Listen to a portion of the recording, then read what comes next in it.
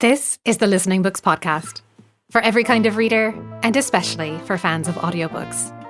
I'm Jessica Stone, and this month I've got a conversation with writer Natasha Lipman, who has hard-won expertise in how to read more and more comfortably when illness or disability makes that difficult. Natasha, it's great to see you and chat with you today. From what I've read, it seems that reading has always been a really highly valued part of your life, even since childhood. Could you say a little about how your relationship to reading has evolved along the way? Yeah, thank you so much for having me. I love listening books, so I'm really excited to be here. I have always been a reader. My mum always said you just wouldn't find me without a book. I think I was maybe a bit of a bratty child as a reader. I wanted to win all the library reading competitions in the summer where you'd get the passports and you had to fill it up with the stickers or the stamps or whatever they had back then. And I spent a lot of time in the library getting new books and just exploring that. And I just really, really loved to read. As I got older, I started reading less and less, which is, I think, something that just happens quite naturally as you start doing more and more things. And at university, I didn't really have a huge amount of time to read for pleasure, even though I still did as much as I could. And then when my health started to get quite bad in my early mid-20s, I stopped being able to read. And that was hugely difficult for a couple of reasons. One, reading had always been a really big part of my identity. So not being able to focus and take in information, and also just physically, I really struggled to hold the books because it hurt so much. So there was kind of the physical side, but then there was the emotional side of it, because reading had been a huge part of my identity for so long. And it was just something that I took a huge amount of pleasure and solace in. And so while I was at home, and I couldn't really do anything, I couldn't even read. And so that was a really difficult time. And I remember my parents or my brother would come in with a book and they'd sit and read to me. And I don't take in information very well in audio form at all. Like, I'm very tactile. I have to hold a physical book. I don't like e-readers. I need to move the pages. And it was so upsetting for me. And over the years, I've been able to kind of build that up a bit more again. And I still go through phases where it could be months and months where I don't pick up a book. But I've kind of been able to have access to reading again. And that has been a real pleasure. That's great. Could you say a bit about what your path back to reading was? Because I recognized myself when you described your childhood reading. I was very much like that myself. And so I really empathize with that feeling of loss of something that was such a massive part of your identity. What was your path back into the habit of reading? I think the desire was always there, which I think was a really helpful thing, because I know a lot of people just completely lose their desire to read, and that wasn't something that I had to find. It was more of my brain wouldn't let me read. So I think part of it was time and part of it was my health changing. I think I also recognized that I was actually still reading a lot because I was on the internet all day. Yeah. And so my job required me to read, even if I wasn't well and I'd be on social media. Reading Twitter is still reading. And I think recognizing that I obviously did have an ability to read, but it was a different type of reading. It was a type of reading that I didn't really value. And so kind of reconceptualizing and recognizing that I was reading, and then trying to figure out how I could really slowly build things up by using my digital reading, but also by thinking about how can I figure out how to hold books comfortably? How can I position myself so that I am comfortable reading books? And for a lot of people, because they can read audiobooks and they can read ebooks, that's obviously an easier thing than holding a physical book when you struggle to hold physical books. And then the other side of that, which I didn't say earlier, is that it was the retention of information. So especially at the beginning, and I had this digitally, I would have to sometimes read things over and over and over and over again in order to take it in. But that is why physical books I actually find it easier to retain information when I am analog and I am away from a screen. And so for me, reading was always an escape. I mean, we didn't have screens when I was a kid in that same way, but especially now as an adult, reading a book, I want it to be a separate experience from being on technology. I want it to be, I don't know about you at this point, I don't count TV as tech. So whenever we say we're going tech free for a day, it's like, oh, we can still watch TV. Right. I think for me, it's like if someone can come and like message me and something pings up, that's technology, and I don't want to be near it. I think there's a key difference there. And I think it's because when we talk about tech, and being on screens, like we're talking about that experience of our attention being constantly grabbed by something else so that we can't actually pay sustained attention to a single thing because there are all these other things popping up. And so television is different because you can, if you put your phone away, you can actually just focus on the story being told in front of you. Exactly. And I think one of the things that I really struggled with when I was trying to come back to reading is that I suppose I'm very lucky in the sense that I've always been like an exceptionally quick reader, to the point that people used to make fun of me for it. So I process generally, I think I naturally have a very high processing speed for the written word. And so I take in information quite quickly, which means me slowed down is still faster than a lot of people. But for me, slowed down and doing things slowly is very difficult. So when I used to read a book, I would read a book. Like I would read the book until it was done. I did not know how to conceptualize just small bite-sized bits of reading and how to kind of not feel like I was in competition with myself and it wasn't even like I was trying to prove, competition's maybe the wrong word, but I think because I could get through things very quickly and remember things and all of that when I was younger, I think losing that meant that I had to completely reconceptualize my relationship to how I read and reading for pleasure. And so I definitely noticed a difference between fiction and nonfiction. I do not have a visual brain. So I only learned this recently. There's a thing called aphantasia where you can't visualize. So I cannot visualize, I cannot hear, I have no auditory, smell, visual, anything in my brain. I probably have a, teeny bit. I don't know like what the spectrum is, but I know a lot of people that read fiction because they can create these worlds in their head and they can see, I see nothing. For me, everything is words, which means that I love fiction, very specific types of fiction, but I don't like description, like overly flowery description. I get really bored, and it's probably because it doesn't add to anything for me because it's just more words on a page I have to get through. So I tend to find it easier to read nonfiction, and I think maybe because that's something that I had to find a way to keep doing because of work. But I tended to find that nonfiction, especially really great narrative nonfiction, I found easier to read. And so kind of being able to do little bits of that was great. And then kind of, I would go through phases where I would start to feel a little bit better. Like I would have a really big crash for months, and then I'd start to feel a bit better, and I might pick up a book and I would like speed read the whole book, and I would just demolish a book, and then I wouldn't read another book for 6 months.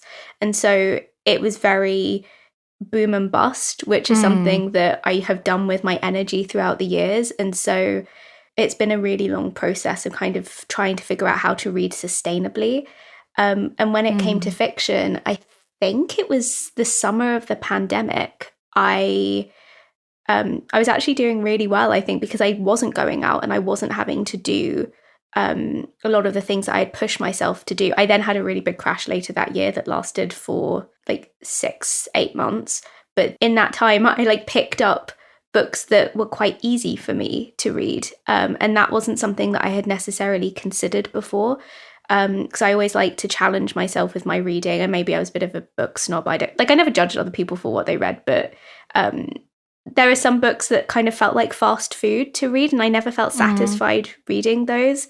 And so I like to read books that were challenging, but obviously when you don't have the cognitive abilities to do that, you're then just like, oh, I'm not going to read at all. And so going back to books, I reread the Hunger Games series, and that got me back into reading again, because they're great books. I really love dystopia, and they were an easy and really engaging read, and you wanted to keep, because I didn't really remember much of the story, and that was kind of my reintroduction into being able to read fiction. Yeah, it's interesting hearing you talk about that summer, the first summer of the pandemic, I should say. I feel like we're now counting time since the pandemic, the first summer of the pandemic. This feels like it's the start of a new dystopian novel. Oh my gosh, is this the second?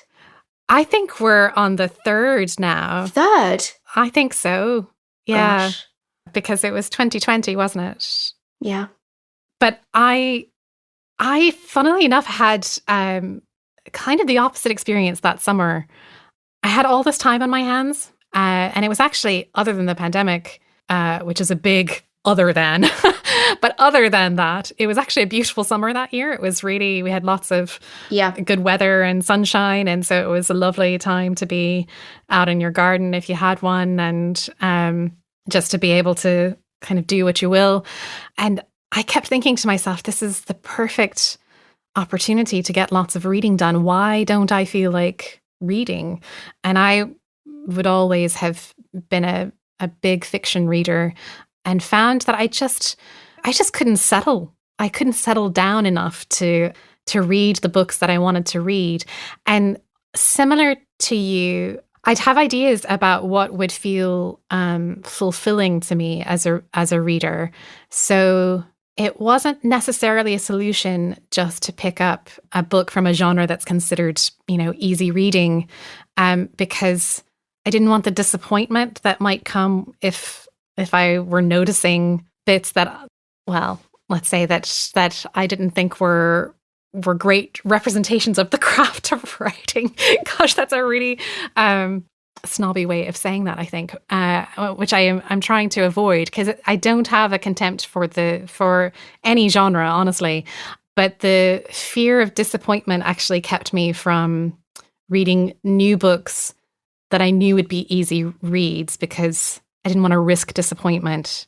And so what I ended up doing was actually reading like classics that I had already read. So the difficulty level was kind of taken out of them because I already knew the story and they were familiar to me, but they were fresh enough because it had been a while. So it still felt rewarding in that sense, but I knew I wouldn't be disappointed because I'd already read them. And that was kind of a key for me to get back into reading the way that I wanted to. That's what I do with TV. I think a lot of people, especially during the pandemic, they don't watch the new things that come out. They rewatch Gilmore Girls for the 10th time. Yeah. Because it is comforting and soothing, and, it's very fun to complain about, but you already know the story. You know what's going to happen. It isn't stressful to watch because you already know it. And I'm not a big book rereader, which is funny given that like my memory isn't great, but I think the only time I really reread things is if I'm reading a series and then new books in the series come out, I will reread the whole series before, because I will have forgotten. And it's kind of the same thing with TV series. I kind of have to keep watching. So the longer a show goes on for, the more frustrating it is, because you're like, oh, I have to rewatch 6 seasons, just because I will forget. That's why I like binge watching, because if I have to wait week to week, I'll have forgotten and I won't have that same like emotional connection to something. So one of the things that I really struggle with reading is when I have a period where I can't read and I'm part of the way through a book, I tend not to pick up the same book again if I haven't finished it, because I've kind of forgotten a lot of what has already come before, and I don't want to have to reread what I've been reading relatively recently. So it is that challenge of finding different ways around your personal reading behaviors, and then how your health can then impact that in a way that might be frustrating to you. And I think it's, I definitely tend to go through phases where I can't read, but like, look at this. Oh, Like, this is what I'm reading now. I'm holding up a big boy book. That is huge. That is a doorstop. It's huge. It's, hang on, how many, and this is, again, the text it's like a 600-page book. And then I didn't pick it up for a few weeks. And then I was like, oh, what was I reading about? But hang on, let me put this down. I think the other thing as well is that I have hundreds of books on my Amazon wish list. I have like multiple Amazon wish lists so I can keep track of the books that I read. I have a huge pile of books. And so I've had to learn to not buy a new book until I am done with reading things, because I will get the new book, I'll get really excited about it and I'll start reading it, and then I'll just, which is a problem that all readers have, right? Like, or a lot of readers have. And so it's trying to be realistic about how I can read, when I can read, and what tools I can use to help me read more. And again, I think I'm really fortunate in the sense that reading and writing and talking, you can hear I talk a lot, have always been the things that I've been best at. And so even though they do impact me, I can still do a lot more than people who don't have my health issues at times. So it's been a big learning curve, I think, trying to kind of re-evaluate how I think about books and reading in my life. I want to go back to something that you were saying earlier about your experience and about why it was that it was important to you to get back into reading, because that had been such an important part of your identity. And I was thinking about reasons why people might want to resume reading, or maybe if they haven't had the habit before, to get into reading in the first place as a habit. And I think one of the things our culture has done has kind of put reading on a bit of a pedestal and assigned it a kind of virtue that television, for example, doesn't get. And so I think sometimes the desire to increase one's reading comes from this notion that you should be doing more reading to be the kind of intellectual person that you want to be. And I think you had some good encouragement there in response to that, which was like, look at all the reading that you're already doing. And I thought that was really important, because I think we kind of dismiss different kinds of reading. But like you said, reading is reading. Is there more to say about why we might want to read more? There's something I want to say on that, but just I want to pick up something before I forget. I interviewed Sabina Brennan, who is a neuroscientist who has lived with brain fog herself. And we were talking about how you build up things when you have had brain fog and when you really struggle with cognitive tasks. And I think it was in her book, she literally said, start by reading the side of a cereal box. That is still reading. If you have not read, like actually not read and not been able to, reading the side of a cereal box is reading. On the main bulk of your question, I don't know why it is a huge thing for me with my identity. I think it's something that I always loved.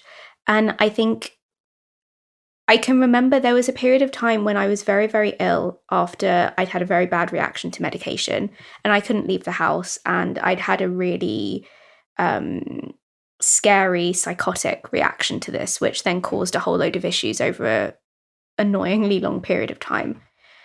And I remember that was one of the periods where I was reading voraciously. It took me out of this scary world that I was in. And it was like a very focused thing. And I think because I'm not a visual person, reading, especially when my brain felt very unsafe, reading felt safer, because I couldn't even like visibly imagine some of those things. But also it's a way of hyper-focusing my brain. So I remember, I think it was on my birthday, I like read this huge thing of like Sherlock Holmes books.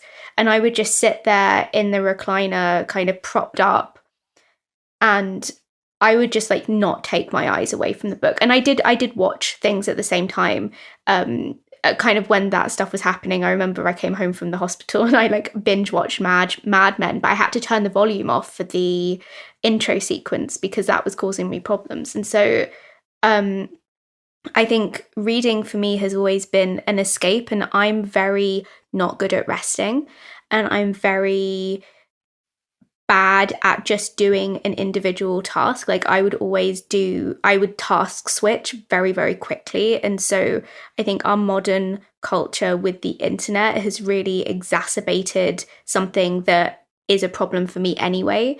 And so being able to switch off, being able to kind of go away and be able to escape into a book, whether it's fiction or nonfiction, I think is something that I've always found extremely calming. And as you said, I have the same thing, that even if I am in a period where I can read, if I'm very stressed or I'm very tired, I can't really sit with a book. And so for me, being in a place where I can read is a sign that I'm kind of where I want to be and I'm doing the things that I want to be doing. But learning to read not in like hours and hours and hours bursts has been really interesting. So my husband, he can literally pick up a book for 30 seconds between something, whereas I used to just pick up my phone and scroll. So now I always have a book in whatever room I'm in. So like if he goes to the loo while we're watching TV, instead of picking up my phone, which I try and put away in the evening, I will pick up a book. And even just learning that even if I've read 30 seconds that day, I've tried and I've made a little bit of progress. And I think there is something inherently satisfying about finishing a book. You feel a sense of accomplishment. You've learned something, or you've just loved a story. You don't have to learn things from everything. You just not. But I like reading nonfiction. But you feel a sense of accomplishment, even if it is a shorter book. There's something satisfying about it. So I've recently got a few books of short stories, and I never read short stories, but it's quite nice because they're self-contained. So when you can't read a whole book, you can just pick up a short story. Or that's a great idea, actually. I hadn't thought about that. So you don't have to read the whole thing. Those are quicker wins. Yeah, I would say that I think social media like YouTube and Instagram and BookTok have done really great things for getting people excited about books. But I also think that there's a culture on there of, I read X books in a week, I read X books in a year, and kind of having an expectation of how many books you should. First of all, I never found that like you should read X books a year thing helpful. Like I'm currently reading a 600-page book. Like I could have added 6 books to that if I read 100 pages. So like that in and of itself is completely arbitrary. I agree completely. And I think, yeah. And I think if you're reading purely to add numbers to a list, you're kind of losing some of that pleasure. And I think if I want to read, I do have to not do other things. Like I have to choose to use the cognitive energy that I have on any given day to read. Like I won't be able to read I might be able to read a bit this evening because we've done this interview today, right? Like that's a cognitive task for me. So there's a maths involved in that. And so if you're going in with this mindset of, to be a reader, I need to read X books, or I'm going to like try and read all of this in one go because I saw a YouTuber do it. Like they're fun videos to watch, but I think it inherently adds to this expectation of how quickly you should read a book. And I think figuring out why you're reading, or what you enjoy about reading, and then what you like reading, I think is a really important thing. So I have certain genres, like I'm learning Yiddish, which is a Jewish language. I'm very interested in Yiddish history and culture, and Jewish history and Jewish culture. And so there are books, fiction and nonfiction, that tie into something that I'm putting a lot of my time into anyway. There are certain types of nonfiction books that are written in a very narrative way that I can just completely demolish because they're so engaging, and a lot of them tend to be books about the Holocaust, which is really depressing, but like, I tend to demolish those quite quickly. My uncle just gave me one, and I like I read it on the morning of my wedding, which probably isn't like the most fun Natasha. thing to do, but it's fine. Just a lot of things, not just about the Holocaust, but like a lot of books about Jewish history. And then when it comes to fiction, I love dystopia. I love translated Yiddish literature. I tend to try and expand, and so I have books that I know will be easier reads for me because they naturally hit those topics that I tend to demolish quite quickly.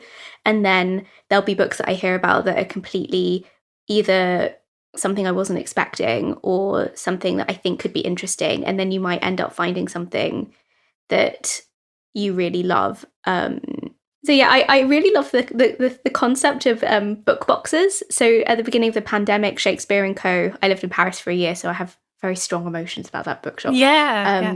They were struggling, I think, with the pandemic, and so they did a year of reading book box, and so they sent you 3 boxes of books over the course of a year. And in the first box, I found like one of my favorite books. I'd never read it before. I didn't know what to expect. And it was just so beautifully written. And I really, really loved it. It was The Kites by Romain Gary. I don't know how you pronounce this, French.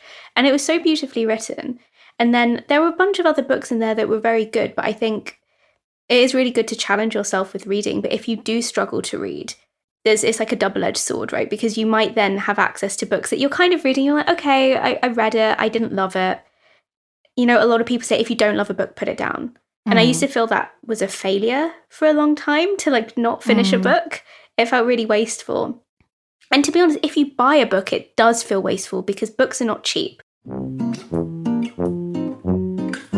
I hope you're enjoying this conversation with Natasha Lipman about how to read more when you really want to, but it's hard. I want to take a moment just to tell you how Listening Books could be a help with its audiobook lending service. As a UK charity, Listening Books offers annual memberships to people who, because of an illness or condition, find it difficult to read the printed word. This could be a specific learning difficulty, such as dyslexia, a mental health condition like anxiety, a visual impairment, or a physical condition that affects their ability to hold a book, such as arthritis. We have a huge range of fiction and non-fiction titles for both adults and children. It's easy to join, and it's easy to give a gift membership. Find out more on our website listening-books.org.uk, and I'll leave a link to the gift membership page in the show notes. I was just sort of thinking, so I've noticed that we've talked about the what of reading, like what you might choose to read to ease back into reading, that it could be the side of a cereal box. It could be a quicker, easier read. It could be something that you're already familiar with, you know, anything, or it could be a short story, anything to give you that win that would remind you of the pleasure of reading. One of the things that's quite cool now as well is that people are serializing fiction on places like Substack. So they're kind of serializing their stories like they did in the Victorian times, like publishing them in a newspaper where you would get an installment a week. Oh, that's so neat. Yeah, and so this is a really great way to get people involved in reading again while still on their computer. Kind of, you know, you get it in your inbox. But it's still reading, and it's like a little break that comes into your inbox once a week, maybe once a month, and it's something that I want to explore, some of the serialized fiction of what people are doing, because that's also it's almost like that break is imposed by someone else. So you don't have to feel bad about it, and you can just catch up when you want, and they're self-contained in separate emails, right? So it's not even that you can see where your bookmark is and all that you've got left to read. So there's loads of really great creative ways of being able to think about getting into reading that don't have to be with a physical book. Yeah, that's a great shout. And I didn't realize that was happening, but it makes sense. And as well, in a similar vein, for people who do process audio well as a form of reading, there are podcasts out there that are doing that as well, who have got fictional stories that are being, and also nonfiction stories being told in this serialized format. So you could listen to a chapter or an episode while you're washing the dishes or doing some other mundane task. And that is both in terms of content, a short bit of content that might be easier to consume. And also, so we talked a bit about the what, and we've kind of talked about the how, but I'd like us now maybe just to say a few things about the medium and how we do our reading, because you mentioned like that for some people with chronic illness, the actual physically holding the book is part of what makes it difficult. So do you have any advice? I mean, we're listening books. Of course, audiobooks are going to be a big suggestion for people who do process text well that way. Audiobooks are amazing. Would you like to say any more about things that can be done to alleviate issues that arise with reading traditional books? I can also talk a little bit about audiobooks and ebooks as well with that, because I think there are things that can help. I can listen to nonfiction audiobooks better or podcasts than I can fiction. I've listened to one fiction book that I loved, which was Daisy Jones and the Six, because the audiobook was produced, which I listened on Listening Book, by the way, which the audiobook was produced like it was an audio documentary. And so it was so interesting. It sounded like I was listening to a radio doc. And it had voice actors, which I normally don't like. But it just worked so well for the book. And I know a lot of people that say that it helps them take in information better. It's less cognitively draining for them. So I just want to make it clear that me saying that I don't really listen to audiobooks is not me saying that like it is bad to listen to audiobooks. It's just my brain takes in information better when I look at it. Yeah. Some of the things that people have told me that really help them with audiobooks specifically is playing around with the speed and the volume. So I actually tend to find with audiobooks, and it's the same when I watch YouTube videos, I listen to things on double speed. Because I think I have to concentrate more when it's faster, and it matches my processing speed better.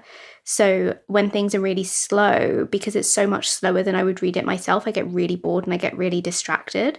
So playing around with the speed, knowing which narrators you really love can help. You can search audiobooks by the narrator and you can discover new books that way. And you can also just listen to voices that you find easy and comforting to listen to.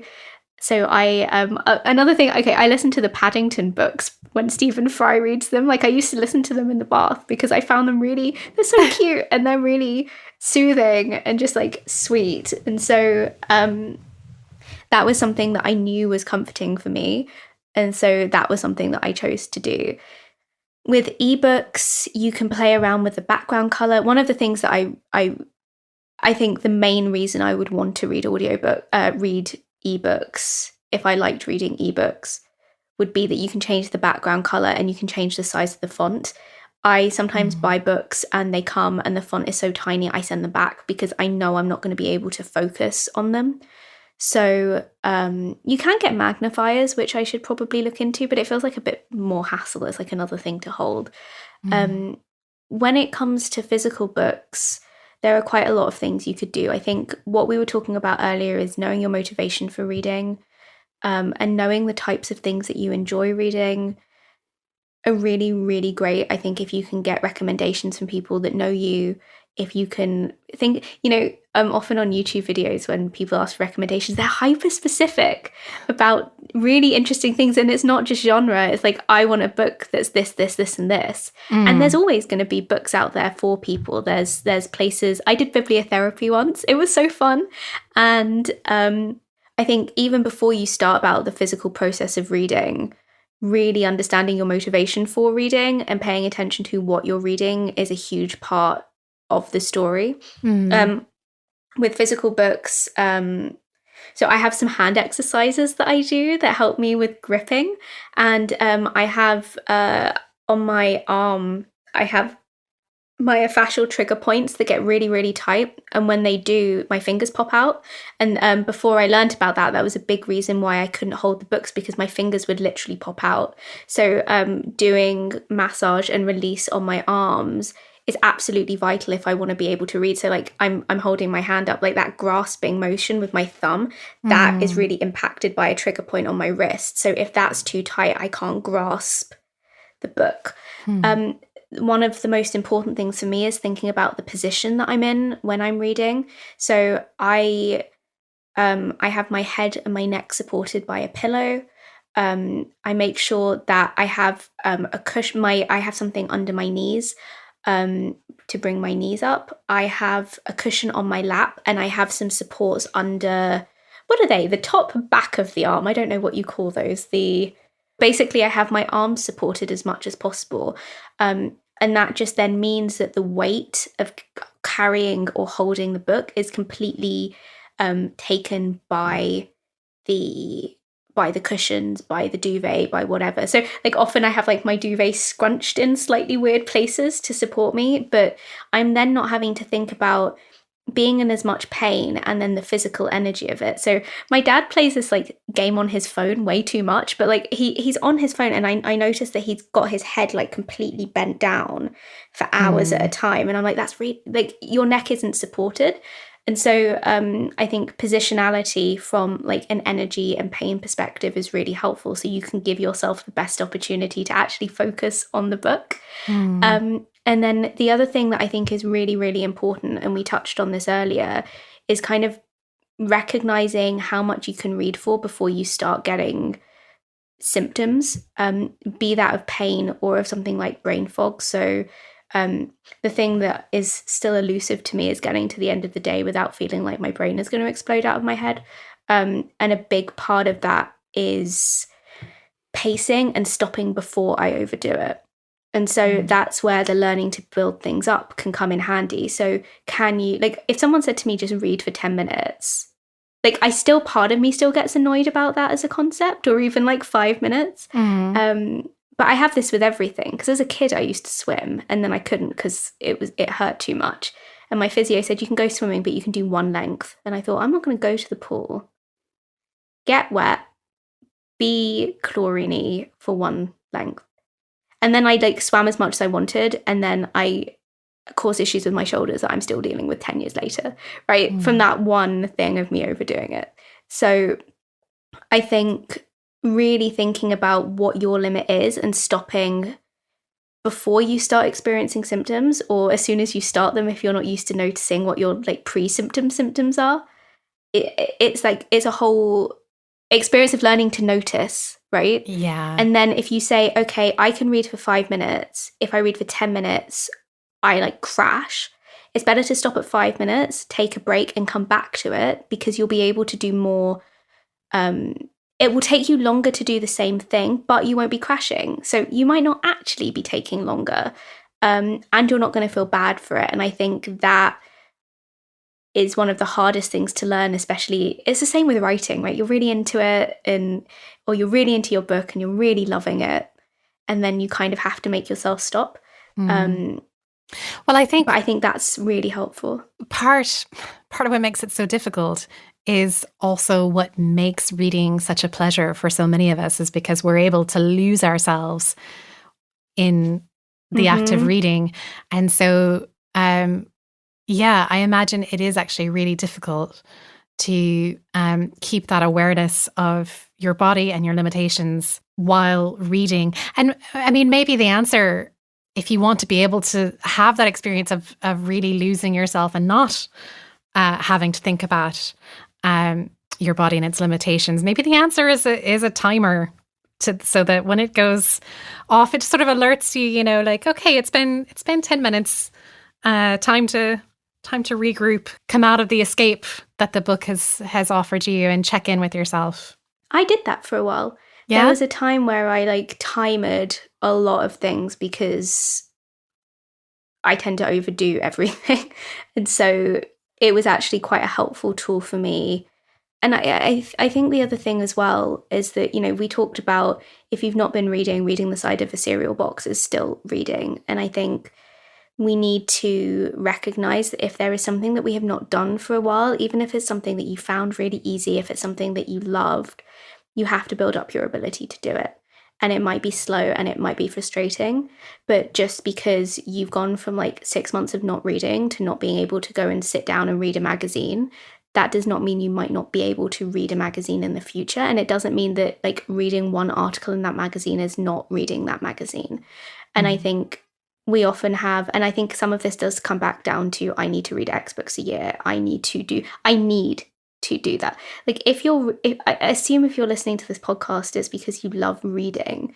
And so ultimately that's all that matters, is that like you want to read something that brings you pleasure. So, you know, everyone tells me this and I get really annoyed. So I can't believe I'm going to say this as advice, but like actually being a bit nice and kind to yourself and just recognizing that there isn't an end goal with reading. You're never going to be done with reading. And so trying to learn what is sustainable and comfortable for you. It's better to read a little bit than to like burn yourself out on reading and then not being able to read at all. Because if reading is important to you, that will be really difficult. And I think I've kind of got to the point where like if I have times where I can't read, I know that I'll be able to get back to it. Yeah. And I have the tools to be able to help me do that. Yeah, I think that's very wise. And you know, I think most people, even people who aren't dealing with chronic pain or illness, have experienced these different phases of where reading is natural and easy, and all the right books for you just seem to be there, and it's just, you know, it's all working perfectly, and then have periods of time where something is just making it much more difficult to read. Maybe it's because nothing looks particularly inspiring. You know, sometimes it's just that. Sometimes it's just like, I need a book I would like to read, but I don't see anything that I feel confident is going to give me the satisfaction that I want from a book. And actually, that reminds me, I wanted to hear a little bit more about your experience with bibliotherapy. Yes. So for people that don't know, bibliotherapy it's almost kind of like book therapy, where you go and see somebody and they ask you, fill in a whole form about your life, what's going on in your life, and they help you recommend books that will help you for wherever you are in your life at any given time. And so I've tried 2 forms of bibliotherapy. I've had a personal bibliotherapy appointment through the School of Life with a woman who actually, there's a book that you can get called The Novel Cure. I don't know if you've heard of it, but basically they have all these different like really niche and some quite like strange topics. So I think one of them was like what to read if you think you're better than everybody. And I think it was like Franny and Zoe. And so it's not just... That's a really good shout. Yes. Yeah, exactly. So it's not just read this when you're sad, read this when you're happy, read this when... It's a lot of really specific book recommendations, and they explain why. So I've actually given this book as a gift to so many people because I think it's a really great way of discovering new books. I really, really loved just chatting about what I love to read, what I don't like to read, and why. And then you get a reading prescription at the end of it and why those books have been recommended to you. And some of them, like I enjoy historical fiction, and some of those were just real escapism. Actually, a few of the books she'd recommended I'd already read. And so she was able to then, which meant she had figured and loved. So she was able to give me other options, and some of them were for escapism. Some of them were to give you a different perspective on something that you've been going through in your life.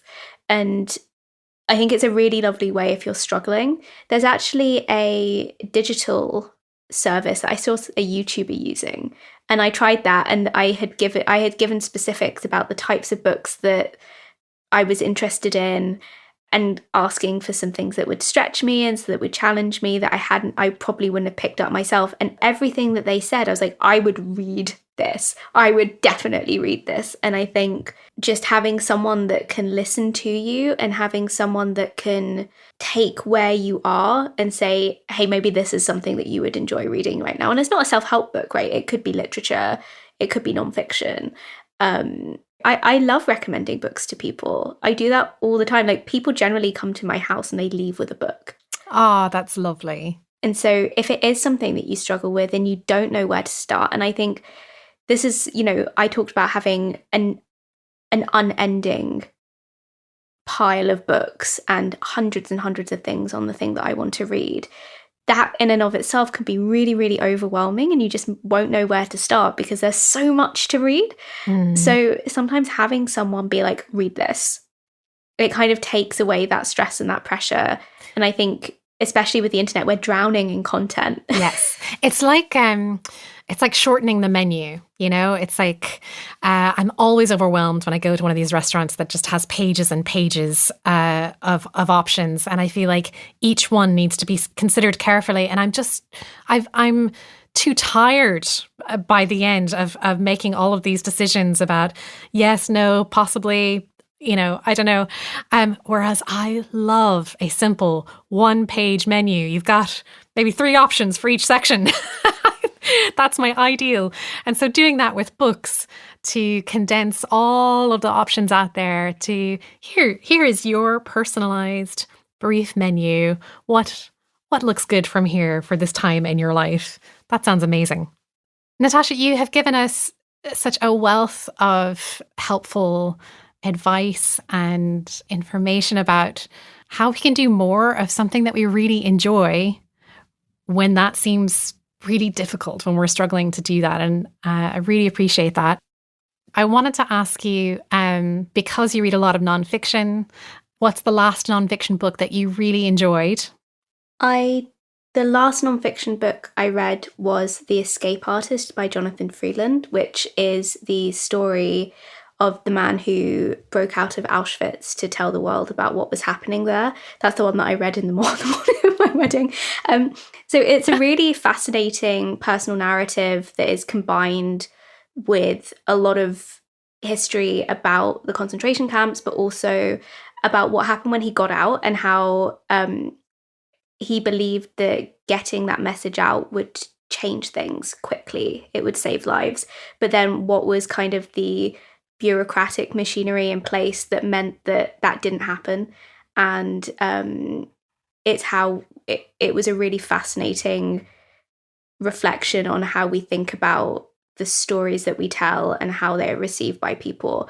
And I think, as well as just that personal narrative and the Holocaust history, like that was a side of it that I didn't know so much about. So whether it was from the Jewish organizations themselves that he went to, or to the British American governments, and just all of that process was absolutely fascinating. So, and I found it very well written.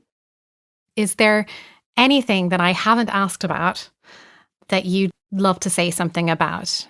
I think I said everything. I think what it really comes down to is reading should be fun. I think we put so much pressure on reading. And I think as well, if you have to read for work, it can feel very different. And I know a lot of people, they stop reading at school, at university, or if they have to read a lot for work. And I think ultimately there shouldn't be any rules when it comes to reading, and it should just be read what you love to read. And it doesn't matter if to one person it feels like fast food, or even if to you it feels like fast food. Like, read what you want to read, find ways to make it work for you. And I hope you find books that you love and they bring you a lot of joy. That's lovely. Thank you, Natasha. If you'd like to hear more from Natasha, you can subscribe to her newsletter on Substack, where she writes about what it means to live and live well with chronic illness. And if you'd like a taste of bibliotherapy, make sure you're subscribed in time for the 15th of November, when Natalie is hosting an online bibliotherapy session. The therapists? My Listening Books colleagues. You'll be able to ask for specific recommendations in the open discussion thread, and they'll do their best to suggest a title you'll love. That'll be the 15th of November via natashalipman.substack.com. The Listening Books podcast is produced by Listening Books, a UK charity that provides an audiobook lending service for over 115,000 members who find that an illness, mental health, physical or learning disability affects their ability to read the printed word or hold a book. It's simple to join. For more information, head to our website www.listening-books.org.uk.